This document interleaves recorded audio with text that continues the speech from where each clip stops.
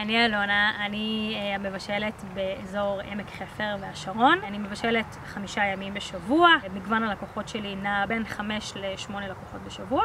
הרגשתי שיש לי מענה ממש מההתחלה, זאת אומרת, כבר בשיחה עם תום, היה לי ברור שאני לא משנה מה יקרה, אני לא נשארת ללא מענה. הדברים יהיו מאוד ברורים, הדברים היו על השולחן כמעט מההתחלה, המסגרת הייתה מאוד ברורה, גם באמירה וגם בפועל.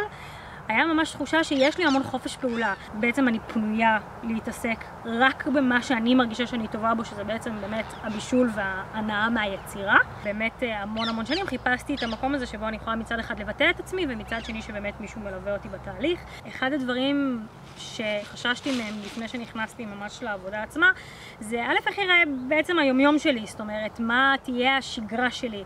האם באמת יהיה לי מספיק זמן להתעסק בדברים שמעבר, כמה נוקשה הלוז. הרעיון הזה שיש מישהי שנמצאת מאחוריי וצוות שלם שבעצם נמצא מאחוריי ונותן מענה לדברים שלא בכך אני יודעת לענות עליהם, בתחושה הזאת שאני אף פעם לא לבד, אני חושבת שזה בדיוק ההשלמה שהרבה עצמאים מחפשים אותה.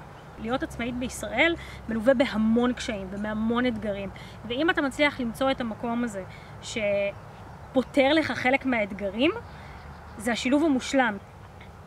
וזה מה שמצאתי עם משחקת. יש לנו המון הפריה הדדית, לומדים אחד מהשני המון, מתייעצים המון, בשוטף, בתוך כדי, וזה תענוג לדעת שלא משנה מה ואיזה תקלה או בלטם יש לי, אני יודעת שאני יכולה להתייעץ עם מישהו ולא להישאר ללא מענה. מזה הרבה מאוד זמן יש לי ממש חדוות יצירה, אני ממש מתרגשת להגיע ללקוחות, לדבר עם לקוחות חדשים, לבוא לבשל במטבחים שונים, להכיר טעמים שונים של משפחות שונות, להתאים את עצמי לרצונות של לקוחות. באמת הפידבקים שאנחנו מקבלים הרבה פעמים מלקוחות, מעבר לזה שהם נורא שמחים שמישהו פותר להם את הבעיה של אוכל בריא וצמחוני, זה שהם באמת נהנים מהאוכל, זאת אומרת חוויית המזון, היא כבר לא רק יש לי מקרר מלא, אלא באמת טעים להם, הם באמת אוהבים את האוכל.